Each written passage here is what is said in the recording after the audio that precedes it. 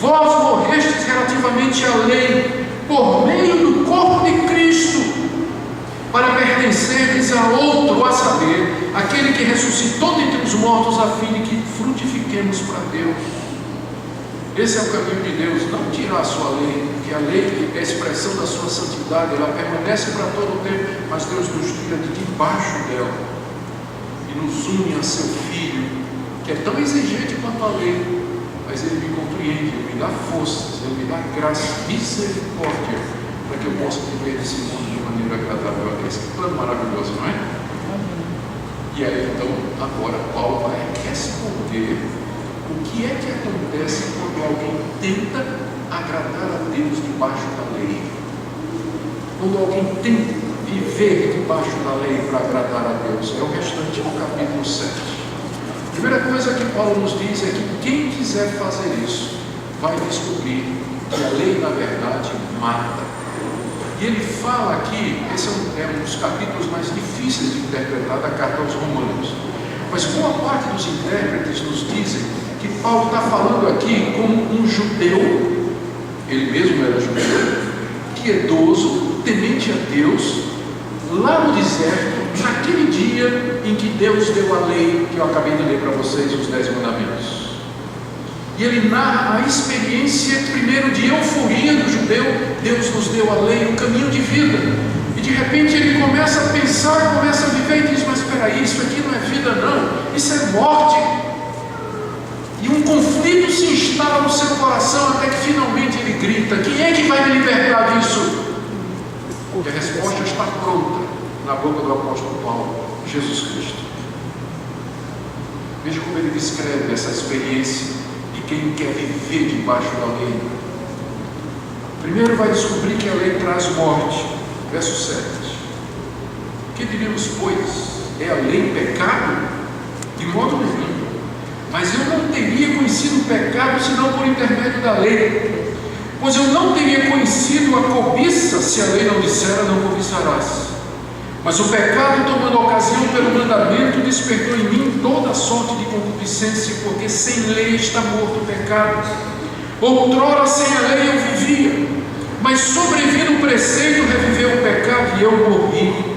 E o mandamento que me fora para a vida, verifiquei que este mesmo se me tornou para a morte.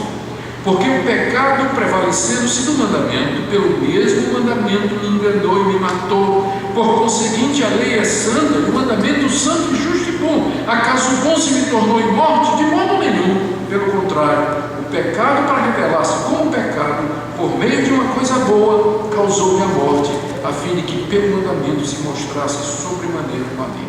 Terceira coisa que a lei provoca é a consciência da nossa escravidão. Primeiro, ela mostra a nossa morte. Segundo, a nossa impotência. Terceiro, a nossa escravidão. Verso 21. Ao querer fazer o bem, encontro a lei de que o mal reside em mim. Porque no tocante ao homem interior tem o prazer da lei de Deus. Todo judeu podia dizer isso. Mas eu vejo nos meus membros outra lei, que guerreando contra a lei da minha mente, me faz prisioneiro da lei do pecado que está nos meus membros. Ele não somente é impotente, mas ele é um prisioneiro da lei do pecado. A mente dele sabe o que é certo, mas o corpo não acompanha. A cabeça sabe o que é certo, mas a vontade não acompanha, as emoções não acompanham, a decisão não acompanha, a escolha não acompanha. Ele está escravo do pecado que habita nele. Verso 24. Quem me livrará do corpo dessa morte? Aqui o pecador finalmente admite que ele não pode se salvar a si mesmo. Ele grita como um libertador: quem vai me salvar dessa situação? Quem vai me livrar desses grilhões? Quem vai libertar minha vontade escrava? Quem vai livrar-me desse arbítrio preso ao pecado? Quem que vai livrar da morte que eu mereço por ter quebrado todos os mandamentos de Deus? Paulo sabe a resposta, mas ele só vai dar no capítulo 8. Mas ele, para aliviar o pecador aqui, ele sussurra no ouvido do pecador uma prévia, um trailer, no verso 25: graças a Deus por Jesus Cristo nosso Senhor.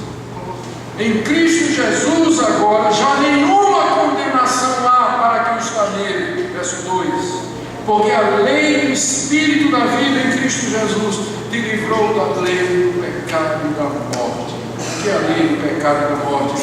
Você peca, a lei lhe qualifica, a lei lhe mata, a lei revela a sua escravidão, você está preso, impotente, o arbítrio inclinado para todo o mal.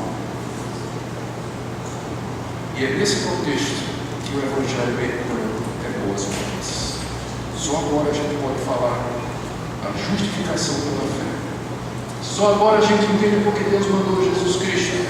Só agora a gente entende porque os reformadores disseram somente Cristo, somente a graça, somente a fé. Não é por obras, não é por mérito, não é por nada. Nós somos nascidos escravos, aprisionados debaixo da lei, o arbítrio inclinado para o mal, incapazes de fazer o bem, de obedecer a lei de Deus. Se Deus for dar o nosso merecimento, é inferno imediato, tormento eterno. Por isso, do começo ao fim, a salvação é uma obra de Deus, é uma obra graciosa de Deus, que Ele nos estende gratuitamente, tendo seu Filho Jesus Cristo na cruz do Calvário experimentar o inferno de Romanos 7 e pago a culpa que a lei exige e nos libertado dos grilhões, de maneira que agora, com a vontade renovada e livre, nós podemos escolher servir a Deus. Nós podemos escolher nos submeter ao Senhor Jesus, regenerados e livres agora, nosso arbítrio é inclinado para Deus. Meu desejo é agradar a Deus e servir a Deus, porque Cristo me livrou da lei do pecado e da morte, dessa escravidão maldita.